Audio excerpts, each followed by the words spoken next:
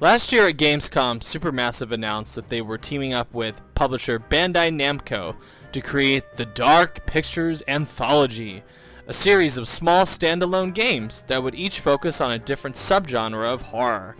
And that struck me as a very interesting concept. Their PS4 exclusive Until Dawn was pretty decent, and I really liked the idea of a developer creating something akin to The Twilight Zone or Tales from the Crypt, but in the realm of video games. The first game to kick off this new series seemed promising, a spooky-looking journey through a haunted ship titled Man of Medan.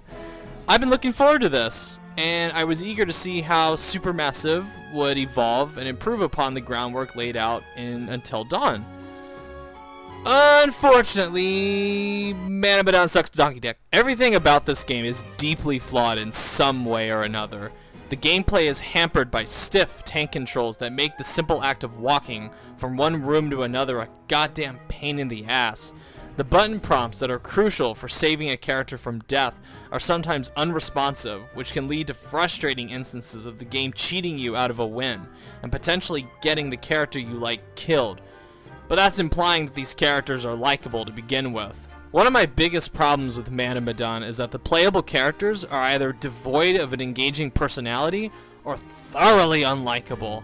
The awkward facial animation, awful writing, and off-putting performances all work in perfect harmony to make sure you fucking hate each and every one of these characters and not give a single solitary shit about whether they live or die. And that consequently makes it virtually impossible to fully engage with what's going on. It also doesn't help that they act so nonchalant about the horrific shit they experience, adding yet another layer of disconnect between the game and the player.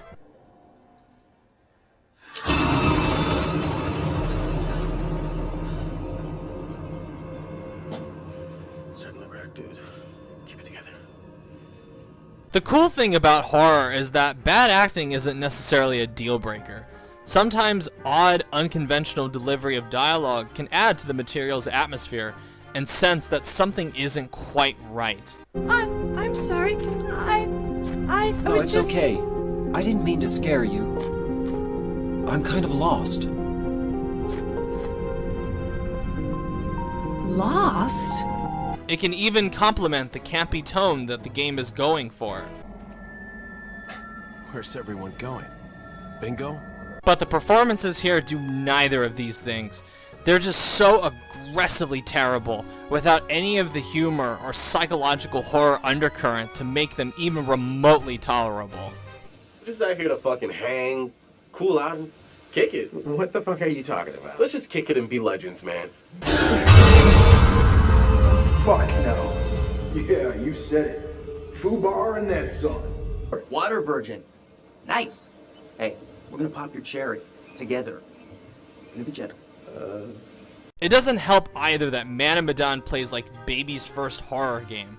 It just isn't scary, and that's a cardinal sin of horror. I never once felt a sense of tension or dread as I slogged my way through this fucking thing.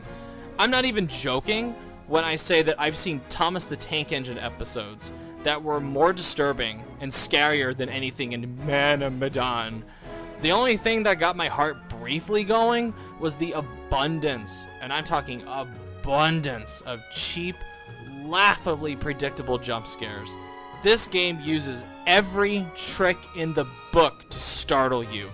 Ghosts running in front of you, things popping up inside of cabinets, pipes bursting, bodies coming back to life and screaming at you. The fucking works.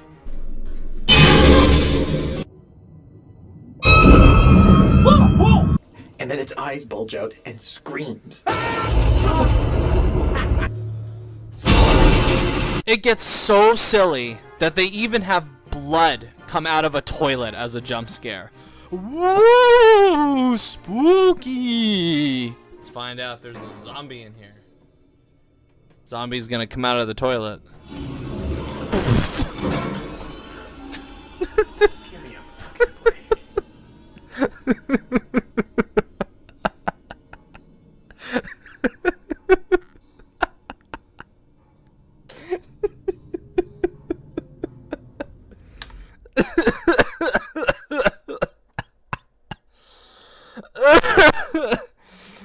I'm sorry. This game is so stupid. What makes it even more annoying is that every single jump scare is accompanied by a loud clanging noise and the screech of violins. Medan is too good for subtlety. Why create a scary atmosphere when you can constantly assault your player with loud noises?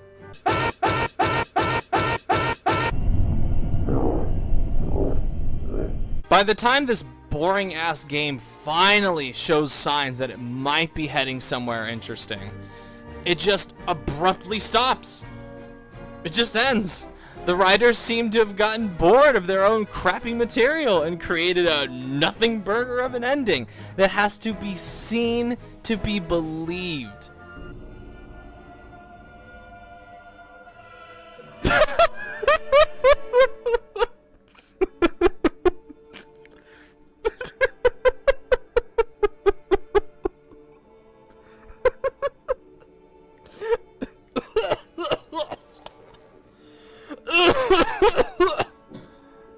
That's it.